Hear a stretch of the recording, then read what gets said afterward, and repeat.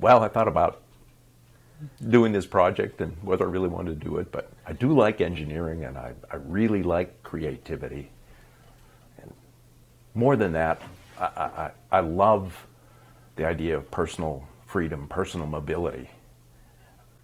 The electric world is really open and open to pioneering thinking, to new ways of doing things. And that really appealed to me because that's what I and the guys that I'm surrounded with, small teams surrounding me, that's what we really love to do.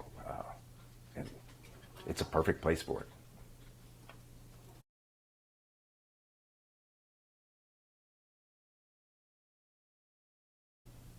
I've been to some urban, green, smart city conferences and listened to people talking.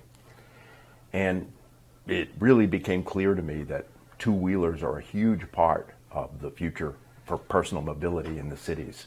It's really the rational solution.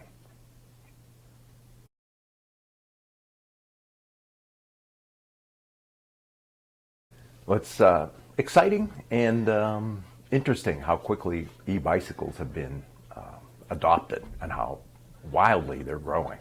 I think that's for a couple of reasons. One is it's pretty easy to do an e-bicycle. Not really easy, but much easier than you would think because the number of parts is smaller.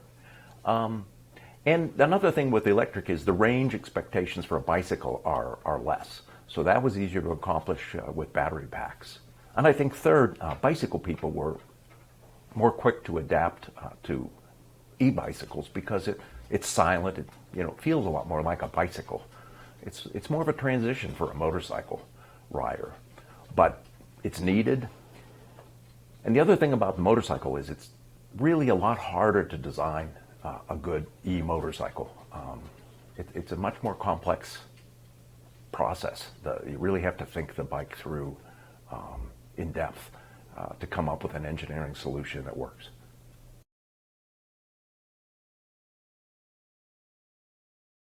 Well, in a sense, at Fuel, maybe I do breed a little bit of chaos. But I think the thing is that, that's not true. I think I bring a lot of motivation um, and thinking out of the box. I'm really inspired at this. I do some of the engineering work, some of the CAD work, some of the FEA work, and just am part of the team and add some energy.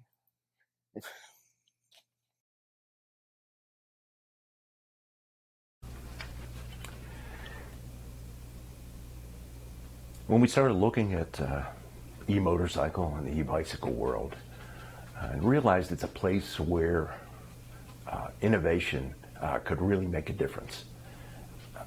And it had to be used. And some of the innovation that you see, particularly on the motorcycle, is really some dramatic things that I think make an electric motorcycle a really viable and a preferred solution over internal combustion. We've made the motorcycle using thin wall magnesium castings as a lot of the frame structure. We're running high voltage so we can charge it quickly. We have a revolutionary new wheel motor design that makes a light wheel and gives us storage capacity on board, which is a huge thing for me to come up with a bike that looked really beautiful and accelerated like crazy, but was truly practical.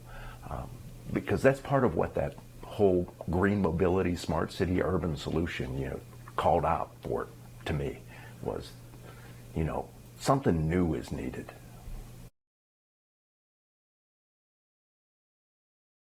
I think there were a number of things that motivated the small team of us to get Fuel started. One is our belief that, individuals should have personal freedom to travel. But we also wanted to do that, in a small space and with a small carbon footprint. The other values I think that we have are the idea that we won't accept the idea that it can't be done. Things that need to be done will be done. And it takes drive to make that happen. And we were motivated to do that.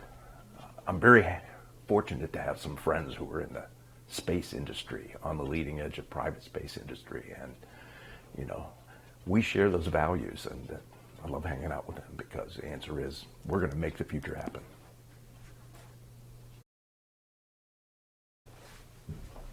Yeah. With the vision and the team that we have, I believe FUELL can truly be a driver of innovation in the world of personal mobility.